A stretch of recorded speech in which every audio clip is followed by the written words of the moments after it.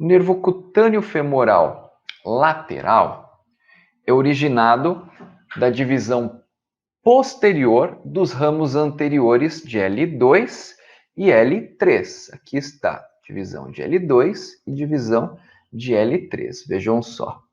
Cada uma dessas divisões vai se subdividir em um ramo anterior em verde e um ramo posterior em amarelo. Então, o ramo posterior desses nervos, da divisão anterior de L2 e L3, irá formar o nervo cutâneo femoral lateral.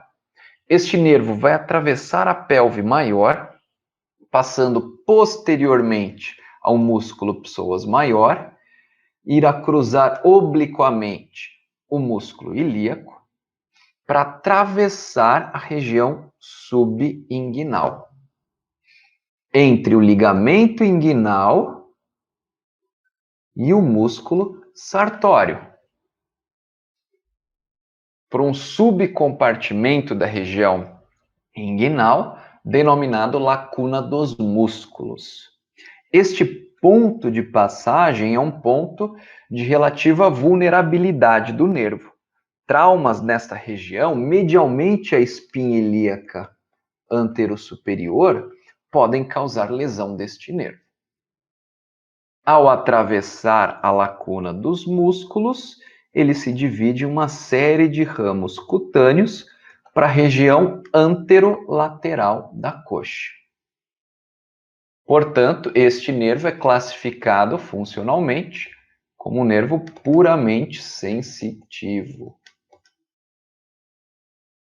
O nervo femoral é o maior dos nervos do plexo lombar.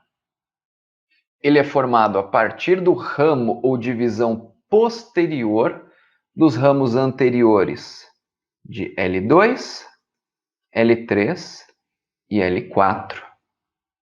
É classificado funcionalmente como um nervo misto, ou seja, apresenta dois componentes funcionais, motor e sensitivo.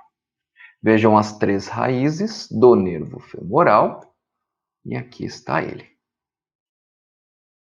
Vejam que as raízes estão localizadas posteriormente ao músculo psoas maior. Após se unirem, o nervo femoral descende lateralmente a este músculo, onde emite dois ramos motores. Um ramo para o músculo ilíaco e um ramo para o músculo psoas maior.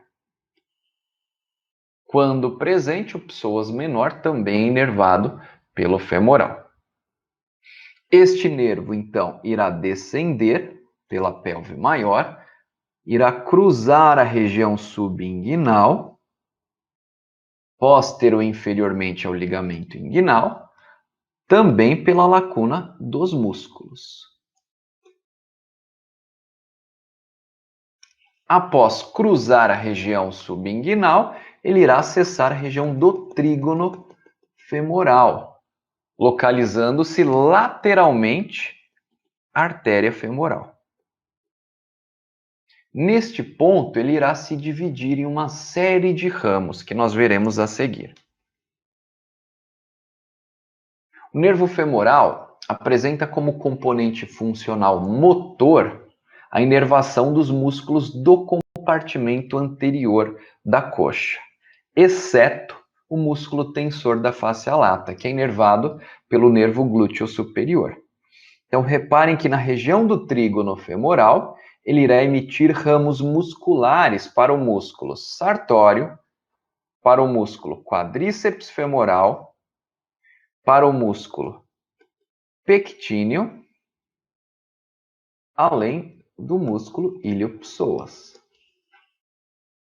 Ou seja, os músculos do compartimento anterior da coxa, exceto o tensor da face lata. Vale destacar que o músculo pectíneo apresenta dupla inervação.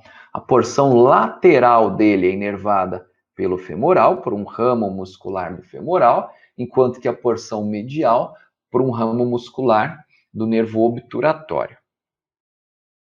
Como componente sensitivo, O nervo femoral emite um pequeno ramo articular para a articulação do quadril, ramo articular, e ramos cutâneos anteriores para a região da coxa, para todo este território representado aqui em azul na coxa. O seu ramo terminal irá cruzar um canal, chamado de canal dos adutores, conhecido também como canal de Hunter, como o nervo safeno, se dirigindo agora para a região da perna, do joelho e da perna. O nervo safeno, ramo terminal do femoral, é um nervo cutâneo. Ou seja, apresenta apenas um componente sensitivo.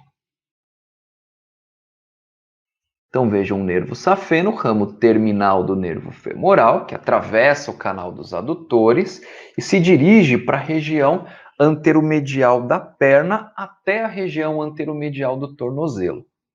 Ele cruza a região do côndilo medial posteriormente, descende pela região anteromedial da perna, acompanhando, na maior parte do seu trajeto, a veia safena magna. Na região do joelho, ele emite um importante ramo cutâneo colateral, que é o nervo infrapatelar. Aqui está o nervo infrapatelar, inerva a pele da região infrapatelar, ou seja, da região inferior e medial do joelho. Apesar dele ser chamado de infrapatelar, ele inerva somente a região infrapatelar medial. Vejam que ao longo do seu trajeto, o nervo safeno emite uma série de pequenos ramos cutâneos, terminando na região maleolar medial. Então, aqui em azul claro, em lilás, o território cutâneo do nervo infrapatelar, ramo terminal do nervo femoral.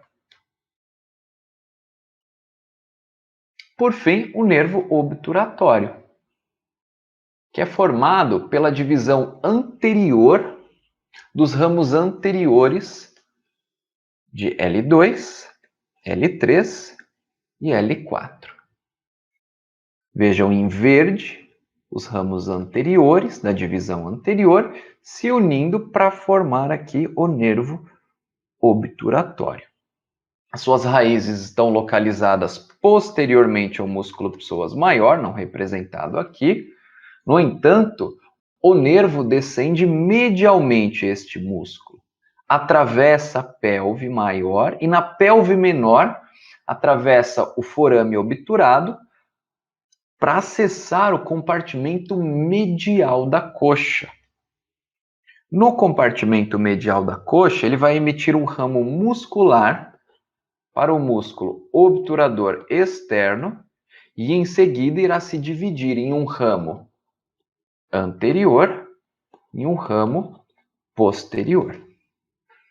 O ramo anterior localiza-se anteriormente a este músculo aqui, chamado de adutor curto, enquanto que o ramo posterior localiza-se posteriormente ao mesmo músculo. Então, aqui está o músculo adutor curto entre o ramo anterior e ramo posterior. É uma referência topográfica importante. Ao longo do seu trajeto, esses ramos vão emitir uma série de ramos musculares. O ramo anterior vai emitir um ramo articular para inervar a articulação do quadril, enquanto que o ramo posterior irá emitir um ramo articular para a articulação do joelho. Ocasionalmente, observamos um nervo obturatório acessório se formando a partir das raízes de L3 e L4 do nervo obturatório. Então, como componentes funcionais motores, o nervo obturatório irá ativar os músculos do compartimento medial da coxa, incluindo o músculo obturador externo. Já o obturador interno apresenta uma outra inervação. Não é considerado um músculo do compartimento medial. O músculo pectíneo, que é um músculo adutor, tem uma inervação dupla. A porção lateral é inervada pelo femoral, por um ramo muscular do femoral, enquanto que a porção medial é inervada por um ramo muscular do nervo obturatório. O músculo adutor magno, importante músculo do compartimento posterior, também é inervado por dois nervos. Pelo ramo posterior do nervo obturatório, mas também por ramos do nervo esquiático. A divisão anterior do nervo obturatório emite um importante ramo cutâneo para inervar a região medial do terço distal da coxa, uma pequena área que tem mais ou menos o tamanho da palma da mão, na região medial e distal do terço distal da coxa. Este é o ramo cutâneo do nervo obturatório.